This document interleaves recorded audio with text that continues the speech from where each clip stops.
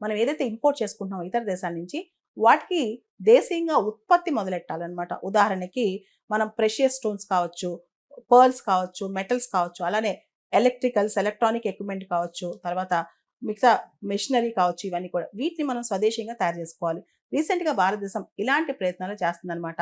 ఈ semi conductor machine కావచ్చు, ఇలాంటివన్నీ కూడా మనం ఎక్కువగా ఈ మధ్య ఫోకస్ పెడుతున్నాం. దాంతో పాటు మనం ఎలక్ట్రానిక్స్, ఎలక్ట్రికల్ ఎక్విప్మెంట్ దాదాపు $83 బిలియన్ ఇంపోర్ట్స్ చేసుకుంటున్నాం. దాన్ని తగ్గించుకోవాలంటే సొంతంగా మనం ఈ సెమీ కండక్టర్ మిషన్స్ కావచ్చు, రకరకాల మిషన్స్ ద్వారా మనం ఎలక్ట్రానిక్, ఎలక్ట్రికల్ ఎక్విప్మెంట్స్ కనుక మనం దేశీయంగా ప్రొడ్యూస్ చేసుకోగలిగితే దాదాపు $40 బిలియన్ అక్కడే మిగిల్చుకోవచ్చు.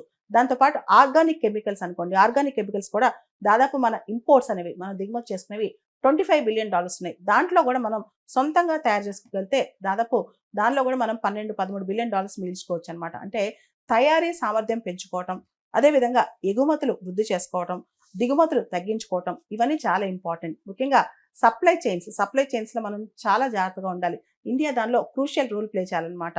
సో స్వదేశీ పెట్టుబడులు పెంచుకోవటం, తయారీ రంగం బలపరుచుకోవడం, దాంతోపాటు దిగుమతులు ఏదైతే ఇంపోర్ట్స్ చేసుకుంటున్నామో వాటిపైన మనం ఆధారపడటం తగ్గించుకోవటం, అండ్ వాణిజ్య లోటు ఏదైతే ట్రేడ్ డెఫిసిట్ ఉందో వాటిని తగ్గించుకోవడానికి ప్రయత్నం చేయటం అనమాట. దాంతోపాటు పూర్తిగా ఆత్మ నిర్భర్, సెల్ఫ్ రిలయన్స్, స్వదేశీ భావన పెంపొందించుకోవటం,